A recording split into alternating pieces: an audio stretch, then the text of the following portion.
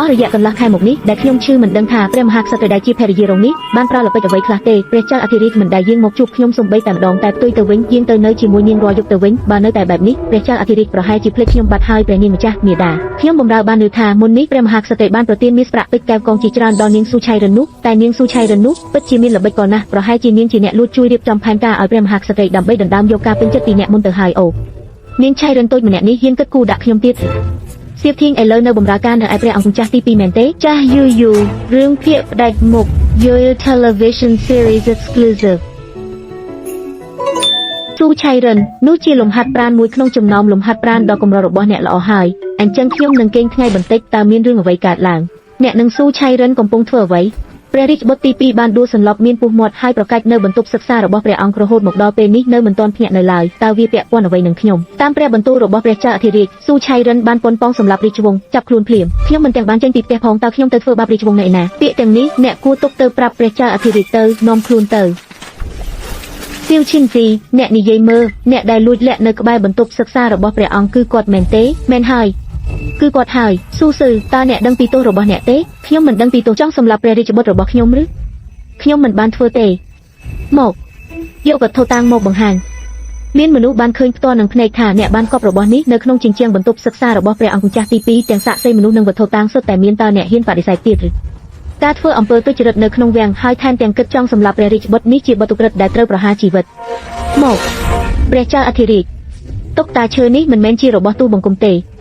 ហើយថ្ងៃខែឆ្នាំកំណើតដែលសរសេរនៅលើនេះក៏ខុសដែរអ្នកនិយាយកុហកថ្ងៃខែឆ្នាំកំណើតរបស់ព្រះអង្គម្ចាស់ទី2គឺឆ្នាំខែថ្ងៃម៉ោងប៉ុន្តែនៅលើតុកតានោះសរសេរថាឆ្នាំខែថ្ងៃម៉ោងខុសគ្នាមួយភាពខុសគ្នាមួយនេះជោគវាសនាអាចខុសគ្នាដូចមេឃនិងដីខ្ញុំឃើញថាច្បាស់ជាអ្នកបានសរសេរខុសដោយចេតនាអ្នកនិយាយថាអ្នកបានឃើញផ្ទាល់នឹងភ្នែកថាខ្ញុំលួចលាក់ទិញអ្វីមួយនៅឯដំណាក់ព្រះអង្គម្ចាស់ទី2មែនទេណែណាពេលណា3ថ្ងៃមុននៅម៉ោងយូស៊ឺ3ថ្ងៃមុននៅម៉ោងយូស៊ឺខ្ញុំបាទជាមហេសីបានជួយលីមេហារិនឬកងសក់នៅក្នុងបន្ទប់ខាងក្រោយនៃដំណាក់ត្រជាក់កាលនោះលោកចាងពីនាយកដ្ឋានផ្លាស់សម្លៀកបំពាក់ក៏នៅទីនោះដែរហើយក៏មានលោកវ៉ាងហ៊ូជាមេបញ្ជាការឆ្មាំការពារកំពុងល្បាតផងដែរបើព្រះចៅអធិរាជបញ្ជូនមនុស្សទៅសួរនោះនឹងដឹងការពិតហើយ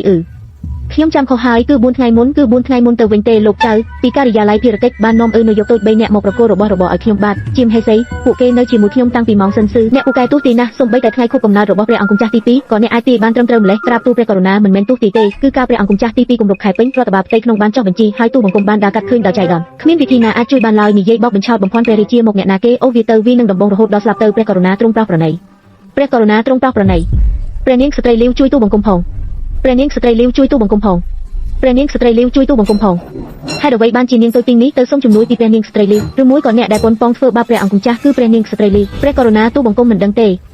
សូមព្រះអង្គគង់ទ្រង់ជឿពាក្យសម្ដីរបស់នាងឲ្យសោះព្រះករុណាព្រះនាងស្ត្រីលាវដែលមានរឿងលាក់លៀមហើយជឿពាក្យញុះញង់ត្រូវពិន័យដោយបង្ខាំងនៅដំណាក់ចំនួន3ខែដើម្បីពិចារណាទង្វើរបស់ខ្លួនព្រះករុណា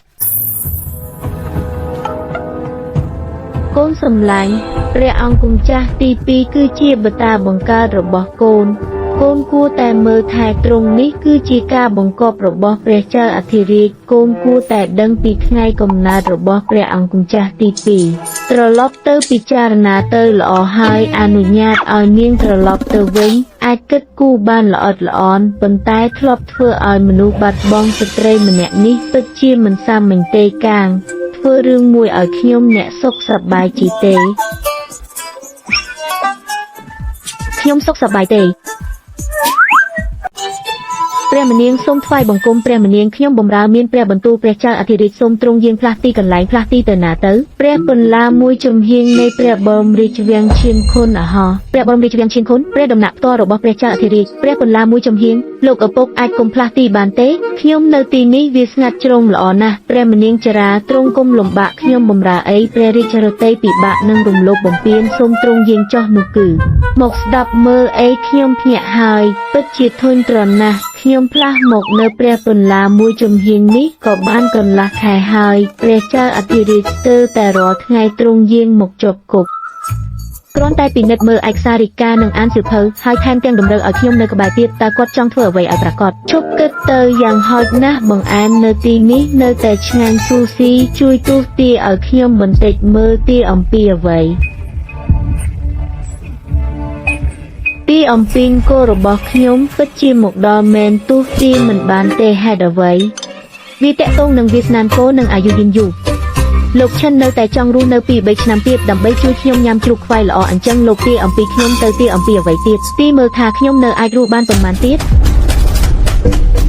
ព្រះចៅអធិរាជទ្រង់ពិតជាចង់ដឹងរឿងនេះមែនទេនិយាយមកបានហើយអូខេប្រាក់រង្វាន់មាស 1000 ដំឡឹងប្រញាប់ប្រមូលលុយយីអីយ៉ាស៊ូសិងឯងក្លាហានណាស់ដូច្នេះឯងបន្តរស់នៅទីនេះទៅគួរឲ្យឆ្ងល់ណាស់ក្បាលតខ្វៃប្រឡាក់នំប៉ាវបង្កងគ្រីស្ដាល់សាច់ជ្រូកឈឺរៃផ្អែមជូរបត្រីរ៉ស់មិនអាក្រក់